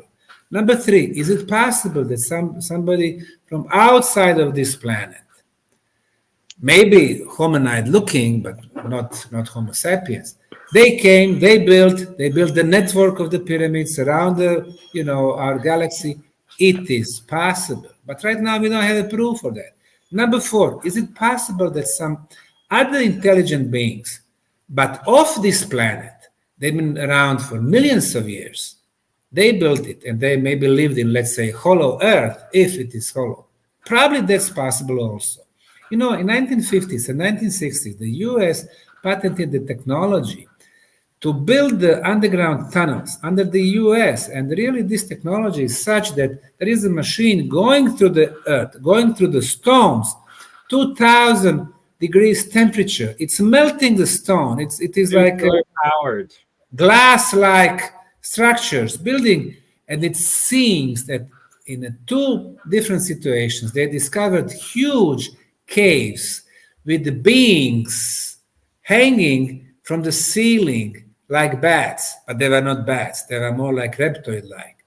And they said they've been in hibernated states for millions of years, meaning that we are not the first one on our home planet. So I'm scientist, open-minded, but still scientist. I need proof who really built it right now. I don't have it for Bosnian or Chinese or all these Egyptian pyramids, or all these Mexican. So all the options are at the table right now. So yeah, judging by some of those theories, though, master builder race. You put some of those. You got an open mind. You got those theories ahead of Neanderthal, though. You don't think it's like that Neanderthal were more advanced. Well, so Neanderthal would probably be like the fourth or like the third, like the giant. We don't know. We have no idea what Neanderthal were like. Well- we have like after volcanoes, we think Neanderthal had no culture, basically, right? That's ridiculous because they have these amazing refined skills of making flints that probably come from some greater culture. We don't know. I mean, the idea that they made concrete the descendants of the Neanderthal are often like there are people in these regions like that in Malta and in the Balkans that love to make concrete, and they have like religious secrets about it. Neanderthals were a little bit bigger than us. Their brain capacity was even bigger than ours. However, Neanderthals who disappeared 25,000 years back, it seems that for me they were on the top of the animal pyramid, on the top. But then all of a sudden, 400,000 years ago, Homo sapiens sapien appeared, which was totally new kind of species, intelligent, artistic. From the bottom of Two God. pair of chromosomes less. And biologically looking, Neanderthals were perfectly fit for this planet. They were perfectly adjusted. Only the strongest survived. The species. So meaning the strongest survived, meaning not the sick Neanderthals were, reproducing, but only the strongest one, without any genetical problems. And then all of a sudden, you have a species, Homo sapiens, who come there with 5,000 genetical flaws. How is it possible? Neanderthals, chimpanzee, gorillas had 2 or 3 because they were perfectly adjusted for this planet. And then you have Homo sapiens, intelligent, much more intelligent, with all these flaws. It seems that there was a genetical engineering done at certain point in time, but they combined the species, the most advanced, probably Neanderthals, with their own genetic materials, which was not adjusted to this planet, and that's why we have those 5,000 flaws. In the real life, meaning we have 5,000 possibilities to get cancer in this life, TBC, all kind of diseases, and that's the price we have to pay. Now, who is they? The next question is, of course, who and why did they create us? And it seems that somebody mentioned our friend Michael Tellinger, and it seems that it had something to do with the gold mines in South Africa. They were coming, picking up the gold mines, because really the traces of those gold mines, being old tens of thousands, if not hundreds of thousands of years, are found there. And most probably our first role was to be slaves to our creators and to dig gold for them. Does that explain some? Yes. In some historical sources where you have multiple versions of humanity, is that kind of what you're talking about? Is that they've experimented multiple times of what works the best, of like their perfect cattle? Are you saying like we're like some sort of like cattle for them, or livestock, or? Well, again, let's go back to the science. Now, the only sources that describe anthropology, and so it's like Neanderthal would potentially or essentially most likely be Sasquatch, and that the elongated skulls were like the Homo capensis, the demigods that genetically edited us with some of their material, and then the so the Devonian would have been the demigods. I guess it would be Neanderthal genetically would be the elongated skulls, and then we're the next. That's supposed to be Homo capensis. Wait, right? Because it's like there's one. But the idea that Bigfoot is Sasquatch is another hominid. It's important. It's relevant. But Sam, what were you about to say? Okay, this is where again I'd like to go back to science. You asked about those different experiments. Now, in the clay tablets discovered in Mesopotamia, Sumerian clay tablets, there are 20,000 of them. Most of them were in West Berlin, while Germany was divided. And some people were trying to decipher them. So in the book, we can see that they were talking about different experiments to create the humans. That's one thing. We can see the staff with the 2 snakes as the double helix. Yeah. Yes. Then we can see, of course, astronomical information which are amazing. They are talking about the star constellations of Taurus, and they are giving distances from our solar system to different stars in the star constellation of Taurus. There are, 1,000 stars over there. They are giving the distances 98, light years, or 150, or The Germans 2,000. actually found Pluto through the Sumerian tablets. Yes, that's Pluto. But I'm talking about the stars 100 light years away from us, and the precise distance between our solar system and those. Who would do that in Paleolithic times? And I think what you said, demigods, is the key word. Again, let's go to the scientific documents. The most important for me artifacts from Egypt is so-called the Turin King List. There's the papyrus, which is held in Egyptian Museum in Turin, Italy. You enter the museum, on your left, a huge, like a wooden desk, and you can see it in the glass, this papyrus, 11 columns. They list all Egyptian rulers, and they divide them into 3 phases. The phase number 3, the last phase, are the sons of gods, or the pharaohs as you know them. Started 5,100 years ago. King Menes united Upper and Lower Egypt. They would rule Egypt 10 years, 20, 50, or if they got lucky, like Ramesses II, 67 years. So these are Homo sapiens, obviously. The second phase, the one before that, demigods and spiritual kings. They would rule Egypt 200 years or 300 years each. And the first phase is the phase of gods, with a small g. They would rule Egypt 1,000 years each. And it is written in the papyrus that the gods descended from the kingdom of heaven to kingdom of earth. And they would rule Egypt. And when did it happen? It happened 42,700 years ago. So they would rule Egypt for thousands of years. So is it possible that between 30 and 40,000 years back, the Egyptian pyramids were built? This is what I think. By, as they said, by the gods who had technology. If they lived 1,000 years, can you imagine what kind of technology they had? What kind of knowledge? What's the explanation for the massive, the increase in erosion within the last 200 years through the pyramids if they've supposedly lasted 32,000 years? They took everything off the pyramids. The pyramids used to be covered with... the mountain pyramids. Well, no, hold on. The Giza pyramids were covered with tiles, and they had gold on them, and those were stolen in the last few centuries. People went and took all the coverings. They used to be these white, just like beautiful... the Mexican pyramids as well were also covered in the gold and the and the metal and ceramic and stone. Mica. The stone lasted like a lot longer than what they have now, which is breaking apart. You are right. 3 major Egyptian pyramids at the Giza Plateau. They were covered by beautiful, smooth limestone blocks. What we see now is the layer below. It's still limestone, but rather rough. Only one pyramid, Khafre or Khafre, the second largest pyramid, close to the top, it has those beautiful limestone blocks covering.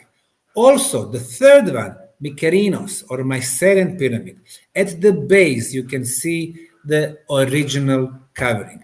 That can last for a very long time. However, the red pyramid and the bent pyramid and the black pyramid in Dahshur, when you go there, there is no coverings there, and the stones, due to the erosion, is coming to the dust. Or even some other extreme cases like Hawara pyramids and so on, you can see that they are extremely old. We are talking about tens of thousands of years. In Egypt, I mentioned 155 pyramids, 28 stone pyramids, those that I mentioned. The rest of them were built from the mud bricks during the 12th and 19th dynasty. It was, rather soon. 19th dynasty is 3,300 years, and they are gone for a very long time. Limestone is primitive, inferior material. So the bricks used for the covering of the pyramids in Egypt were the same quality as the bricks used in Bosnia, but the bricks on the inside, underneath the covering, were a separate material altogether that erodes quickly. Yes, I would not call them bricks. I would call them blocks, because they were really multi-ton blocks from limestone, very smooth limestone. In Bosnia, we have a concrete, extremely hard. I mean, it's been there for 30,000 years. It can withstand another 50 or 100,000 years of tectonic movements and erosion and climate and so on. It's actually like a geopolymer, which is also, so it's really hard for things to grow in it or through it. So you can see like there's the short trees. All the different layers seem like geopolymer. It's that the inner ones weren't designed to handle the weathering, and that they're limestone. So there's the chemical reaction, especially with more acidic rain, stuff like that, that it erodes a lot faster. And that once you have the casing stones and the different casing off, that's why they're now degenerating at such fast rates. You are right. In order to make those blocks that you pointed us, a few minutes ago, those rectangular blocks, layer on top of the layer, they used as a construction materials pebbles, rocks, and sand while making tunnels. The tunnels were made in the material called conglomerate, and conglomerate is exactly that: pebbles, rocks, and sand. They came loose. They needed binding material, and you could probably see the brownish material. Okay, here, now, rectangular block. And show me the one with the, okay, you see the first row, the second row, the third row is below, and this is the first layer. Yeah, the second row. Good. They're on top of each other. That's not what the Mother Nature does. Mother Nature does not construct, but intelligent hands. And the binding material is either melted clay, and they got clay everywhere, or the lime-based material. So they used even some additives. So these are sandstone plates on the moon pyramid, the Bosnian pyramid of the moon. They cut those plates, and then we can see three rows of those terraces. To claim that this is natural, I mean, obviously those geologists, they don't know what they're saying. Yeah, I keep seeing people that just need to go there. If they just go there, it's impossible not to see it. Yes. If you read a book, you don't have to look at it, I guess. But the ancients were smart. They always used natural construction material because they knew properties of those materials. What we do today, everything's artificial. We made plastic, we made artificial cement, we made artificial rubber. Well, that's our problem. They used natural construction materials. Have you found any similar type concrete or geopolymer in any other sites around the world that you've mentioned? Because, for example, in Caesarea in Israel, like the dock they had there or whatever, the port, it was constructed of some sort of geopolymer concrete that's supposedly extremely strong. Have you ever heard of that? Or Caesarea is the site and the first artificially made port, harbor in Eastern Mediterranean. At that time, they had two more, Alexandria and Gaza. Today, they don't have a port in Gaza. They used to have thousands of years back. Caesarea was made by King Herod, and they wanted to please the Roman Empire, and he was using Roman concrete. Ancient Roman concrete is one of the hardest and the best concrete material. They were adding the volcanic dust, and it would last literally forever. Even in the sea condition, the sea would actually make it even harder.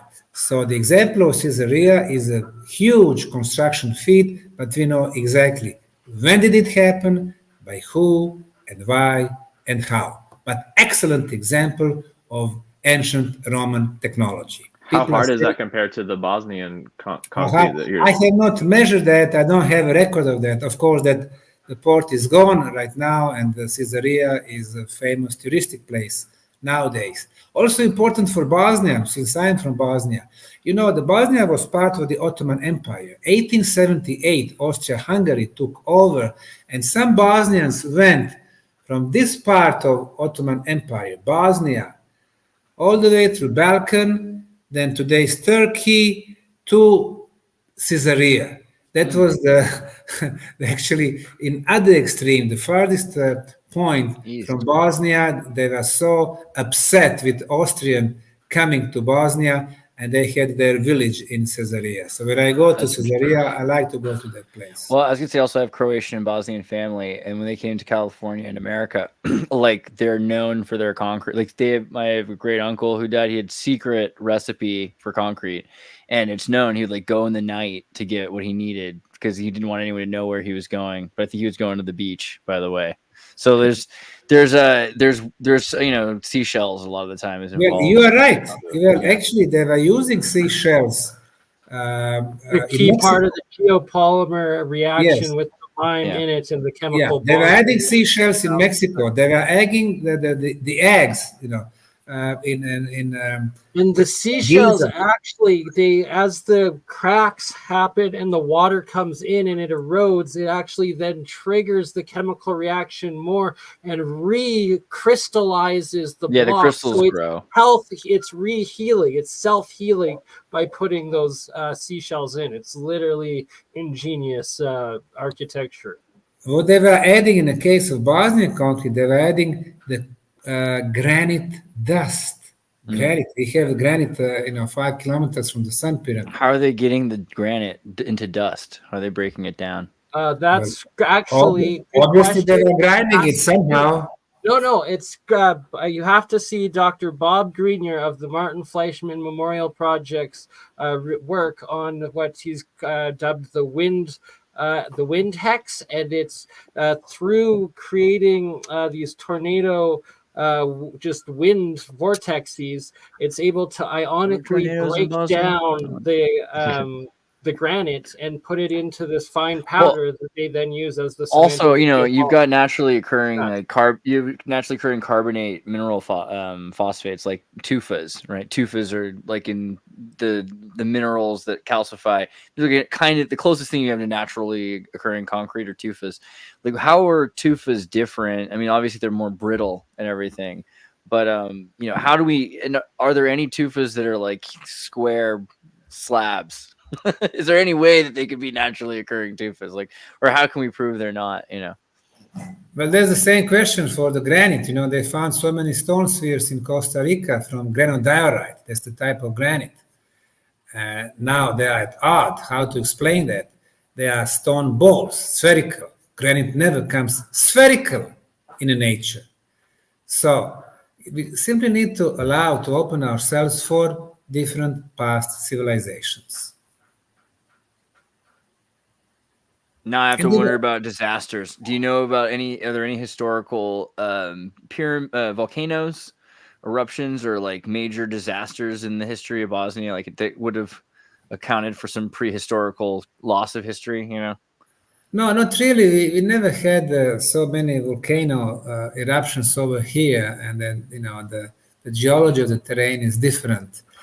But I think the worst thing that happened to our planet was this end of the last ice age, 11,700 years ago, when more than 99% of humanity was wiped off from the face of the planet. Just a very few who got hidden in the underground tunnels or natural caves on the top of the mountains survived. When they got out, the knowledge has been lost. So we can see discontinuation. So whatever was built before that was forgotten. No records at all. But then we can see also that even during our recorded history, those libraries, they had so many manuscripts and books and so on. They've been intentionally, put on fire. Alexandria, Baghdad, Istanbul, Damascus, and so on. Some things were stolen and they are still in the private collections by elites, but most of it has been destroyed.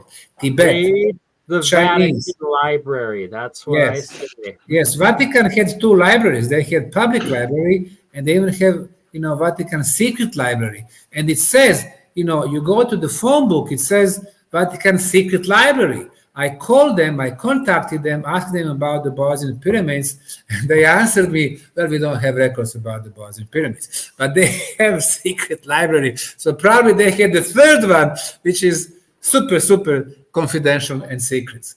But the things were destroyed when Diego de Landa, the Spanish archbishop, came to Central America. He was destroying all the Maya manuscripts. Only 4 books, 4 codexes survived. But even those 4 are so amazing. I'll just mention one of them. It's called Only Dresden. until up until the 1980s, they literally taught that the Mayan, the Aztec, and the Inca had no language, no written language, no recorded language. And then it comes out that the Jesuits, Catholic Spanish, genocided their complete history. Well, the Jesuits always told me that we had those 4 books, so ha poo poo on you. But So we have Dresden Codex, Paris, Madrid Codex, and Grolier, which is in Mexico. Probably 2 more, Prague and New York. But let me tell you one thing from Dresden Codex. So you open these books, and then you can see symbols for the planet Venus, and you can see symbols for the god Chuck. They're always related. And you can see 4 numbers. 4 numbers. The first number is 236. Maya, we know their numbers. I know that they're very simple. 1 dot is number 1, 4 dots number 4, 1 bar, 1 line is number 5, 3 bars, number 15. 4 dots, 3 bars, 4 plus 15, 19. The first row is 19, the second row 20 to 400, and so on. So they have 4 numbers: 236, 80, 250, and 8. What is 236? The Maya call them the night star. Why? Because in the night sky, you can see the planet Venus. It's very light. And then 80 is the number of days when the Venus is hidden behind the sun. And then 250, now we can see Venus again. They call it morning star. They are obsessed with the morning star, aren't they? Number 4 is 8. Again, Venus is hidden behind the sun. When you add those 4 numbers, 236 and 80 and 250 and 8, you get the number 592, I guess. 592. 5 years, 5 cycluses of Venus is 2,920. And exactly match 8 hour years. 8 times 365, 2,920. You go to Uxmal, which is in Yucatan, eastern Mexico, a beautiful palace. All the pyramids are at the north-south axis except for one. The Spanish, they didn't know better. They name it the Palace of the Governor. It's so monumental. It's 19 degrees off to the north-south. Why 19 degrees? Because at the night sky, the Venus is at 19 degrees in most southern position. And then there is a temple 20 kilometers away, also at 19 degrees. You connect them, you got the line, through which the planet Venus is moving. And on this Palace of Governor, northeastern and northwestern wall, you can see the numbers 5 to 8, 5 to 8, 5 to 8, 5 Venuses, cycles, and 8 hour years. So smart. And you are right about explanation about the Mayan. If you go to Encyclopedia Britannica in 1980, it will state that the Maya were not civilization, they were Neolithic society. No wheels, primitive stone tools, warlike, fighting all the times, sacrificing the enemies. That's how they describe them, as very primitive. Wrong, wrong, wrong, wrong. Very advanced astronomically, mathematically, artistic. 21 calendars. Long count, 5,125 days. 5 long count calendars. Exactly the time needed for our solar system to make full circle within our galaxy Milky Way. How did they know that? We needed 100 years with our telescopes and computers. How similar is the mythology in Bosnia compared to other places around the world that you visited? We don't really have oral traditions about the Bosnian pyramids. We have people talking, there is something mysterious. During the last war in 1990s, when Visoko was bombarded, when the projectile would hit natural hill, that was a sound you would expect from the compact hill, but when it would hit the pyramid, you could hear the echo. Why? Because of inner passageways and chambers. But no oral traditions. However, what we have, the Maya tradition talks about the Pleiades, 52 years, very important for them. 52 years. They even had on their astronomical observatories in Mayapan, in Chichen Itza, observatories called Caracol. They had 2 window openings. One was looking at the Pleiades when it was in the most southern position, and another one the most northern. 52 years, very important. They had 3 calendars based on the Pleiades. One is 52 years, another one 13 times 52 years, another one 20 times 52 years. In Bosnia, 4 pyramids, the pyramid of the sun, moon, dragon, and love. When you put them on their layout, exactly match the map of the star system of Pleiades. 4 out of 7 stars of Pleiades perfectly match those 4 pyramids. So, does it mean something?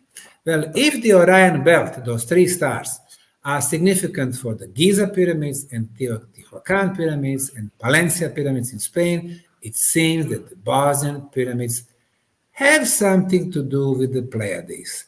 And the most mentioned star system in all oral traditions around the world are the Pleiades, Navajo Indians, Hopi Indians, Pueblo Indians, Anasazis, southern US, Maya civilization, India, Indians from India, Aborigines, and now Bosnia.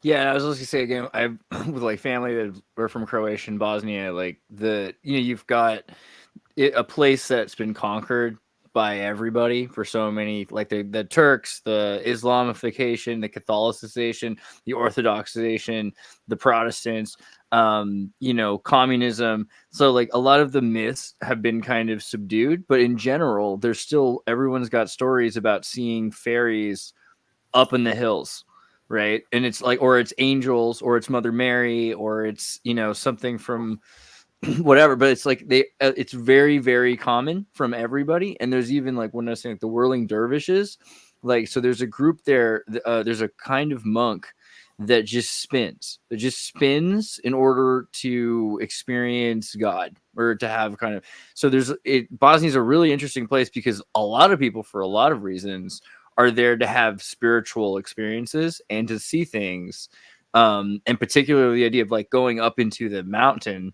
And again, the Bosna is kind of named after the Bosna River that's flowing right underneath that pyramid. So it's, almost everything kind of comes around to it.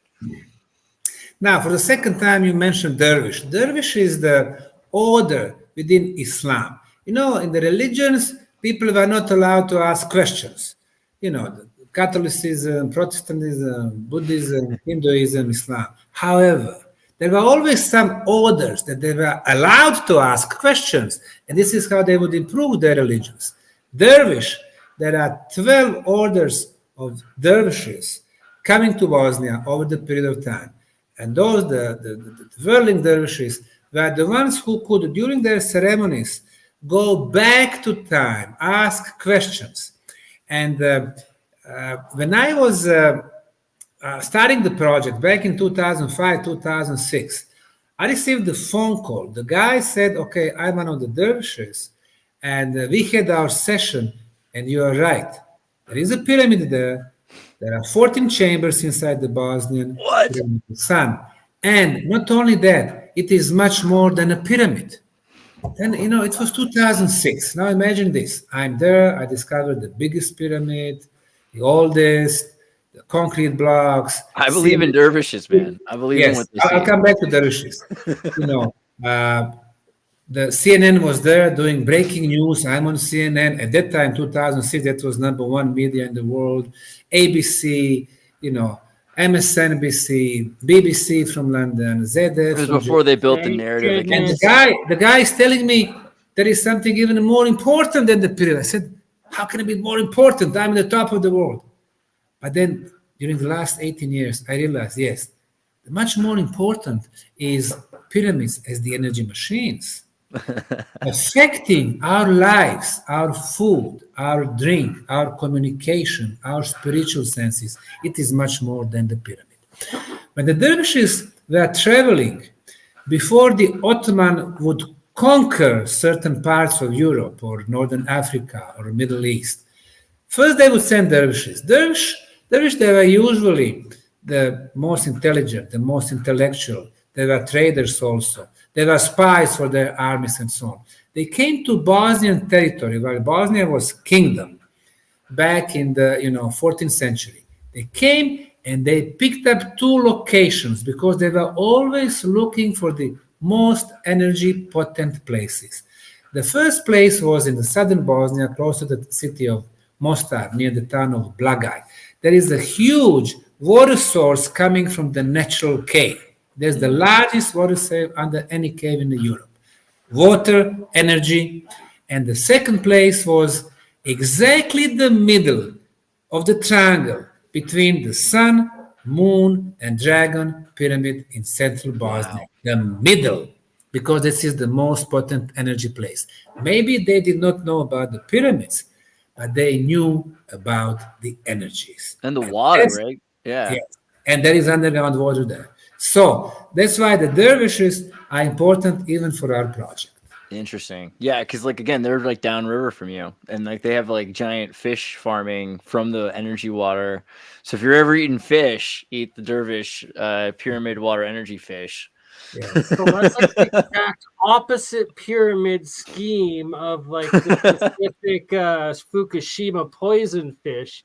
You've got an inverted pyramid of structured water, structured energy fish. Yes. Yes. Pretty amazing. Well, I know we're at 2 hours. It's pretty crazy. You want to tell them where we can get more of your information, or did you? Sorry, Sam. How long are you able to go? Because Zertis, I could end it on your channel if let you go. Sorry, I 2 assumed hours you wanted to go 2 hours, but yes, but I have some meetings here. It's already, what is it? 10, you gotta get going, so we'll have to reschedule another one because yeah, definitely we should do it again. Yeah, we've had excellent conversation, and I'm glad that I talk to knowledgeable people. Usually, the journalists or people who talk to you, they have 10 questions. They ask you questions, and that's it. But obviously, you know the topic, and I'm glad that I had the chance to talk to you. Let's schedule another one. Fantastic. I don't know, a couple of months from now or something, and we can discuss all other places, all other interesting topics from history that they affect our present and our future. I want to get everybody involved who's interested in this. Like, if you guys want to join up on the Tartary Nova Discord talking about the history of Bosnia and what might have been going on, because the fact that these things have been here for so long means there's so many interesting stories that come out of Bosnia, come out of Visoko, and the idea of apparitions, but fairies, mythology, and that history going back, this idea that there's something going on, like all these civilizations, right? People building these super cities, and the first books coming out of Europe a lot of the time are coming out of these cities in Bosnia. So it's so important. Yeah, what's been shown right now is our friend Arthur Faram, who is watching the pictoglyphs from above. And then he has very interesting methods showing that there is a connection between major archaeological sites on different continents. And then he's done extensive research on Bosnian pyramids and, the triangles, the elements of sacred geometry. Right here, what he's showing is that the geoglyphology method, the actual lengths and angles of each of the sides of the pyramids were made specifically for exact measurements that he puts into his geoglyphology calculation, these radial points, and that they actually map out to all these other specific ancient sites around the area. And that even the four corners of the Bosnian Pyramid of the Sun, that the three plot to Luxor, Tunis, and Lewis, the three main angles, and then the four corners, when added the cardinal points, it actually plots exactly to the southern border of Russia, even to today. Luxor, Tunis, the Bay of Nazarenes, and the north tip of the British Isles. So every angle length of these pyramid mountains They're were going built off. specifically to map and connect to all of these other ancient sites around the world. And what's so amazing about Arthur Pharam's geoglyphology methods is, and deciphering all the different sites, especially like Karnak, like Brittany, I believe in France, like where all those megalithic stones are. He shows that it's all this geoglyphology and that it's pointing to all these other sites. And that he shows that the pyramid of the moon, he believes, is 900, 500 BC, so 11,500, just like they claim it was the time that they buried in Turkey there, forget the name of it.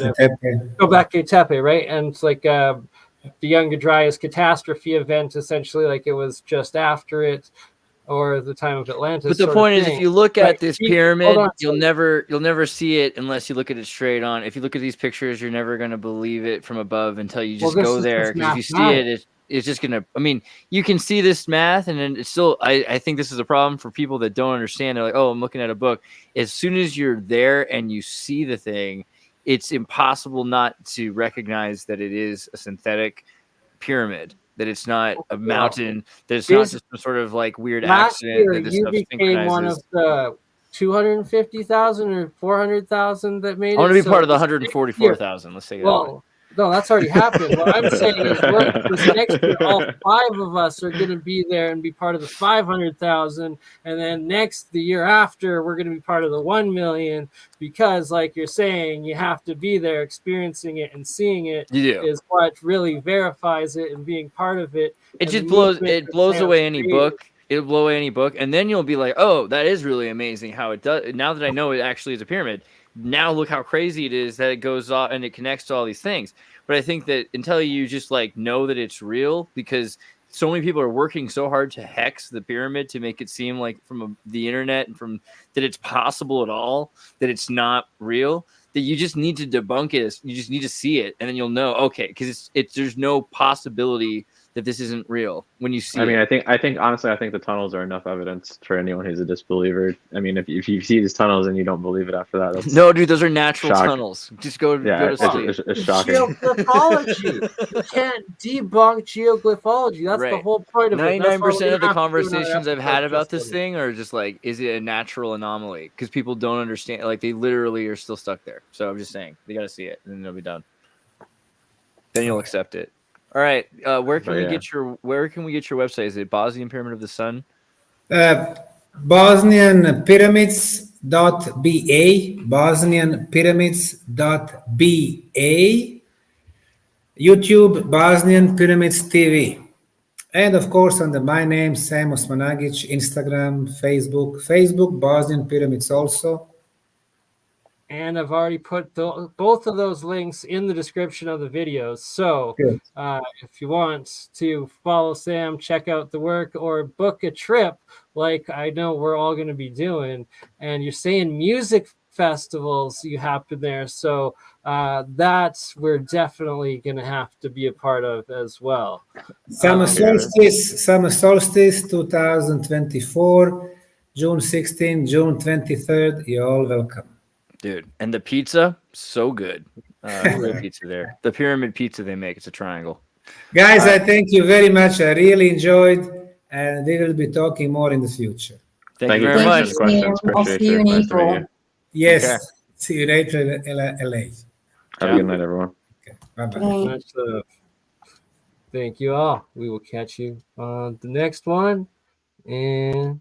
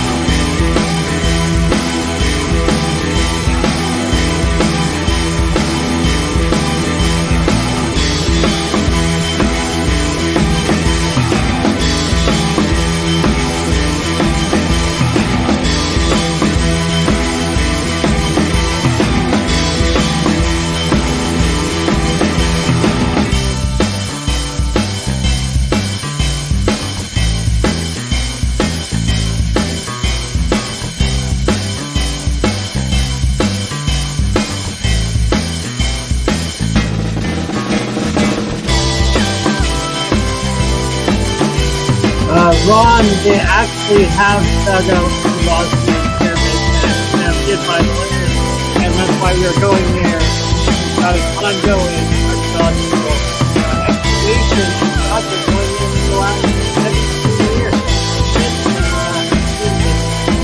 We will get way more into that in part 2.